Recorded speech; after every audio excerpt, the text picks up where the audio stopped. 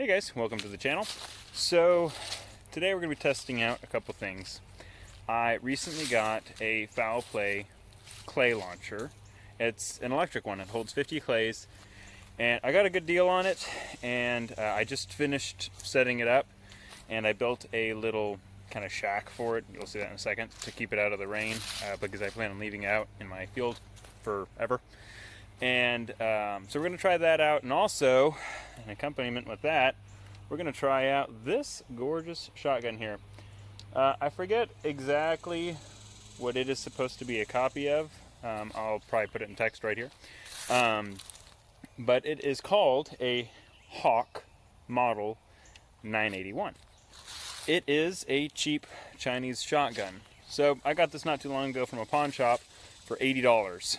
It was a, brand new in the box, $80 Chinese shotgun. So it was, I was a little skeptical of it, but other than being really heavy, it actually looks and functions pretty well. I took it apart, and the machining of it looks pretty handsome, honestly. So I'm gonna show you around this little clay launcher setup I have, and then we're gonna shoot a couple clays with my cheap Chinese shotgun. In all of its half-assembled glory, here is the clay shack.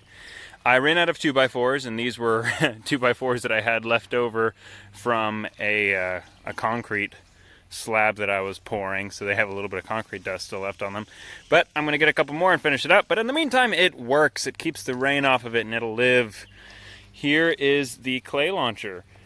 It is timed right out of the box. I have I put some clays in it, and I had it shoot them. It shot them quite far, and it had no issues. It was timed correctly right out of the box. I was really impressed. It is 12 volt, so I power it off of this little car battery that I have sitting there right now. There's my box of clays, and yeah, it's just kind of pointed over there. But seeing as I am an automation programmer, nothing can be simple. So normally what people do is they have, their car or a car battery charger that they're going to put this battery back into, and they just keep doing that over and over and over again. The battery dies, they charge it, or whatever. So, well, that's all fine and dandy. That's not good enough for me. So on another piece of property I used to own, I had a little setup where there was no power out on the property, so I had the solar panel, this solar charge controller, and that same exact car battery, and I had some LED shop work lights, and through this charge controller and a power inverter, I was able to get 120 volts out there.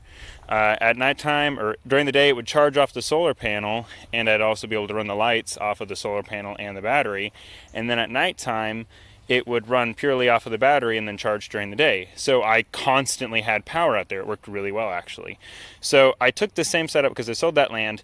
I'm going to take the same setup, and I'm going to throw it on that little shack over there, and it should be able to act like a little battery tender for that battery constantly, to where no matter what, I should just be able to come out here, power it up, and get on and go.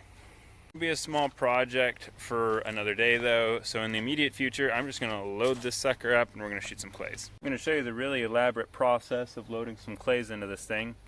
Grab a small handful of clays, start at the top, and set them down. Not very difficult. So this unit's actually kind of cool.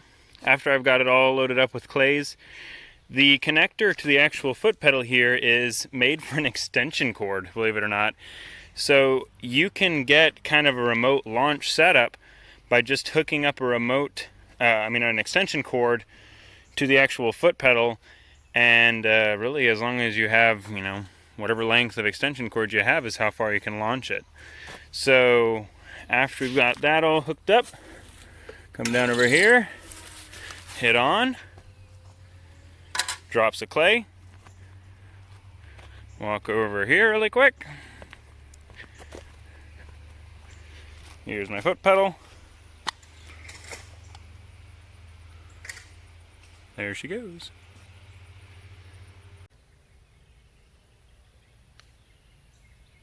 Let's see how she does.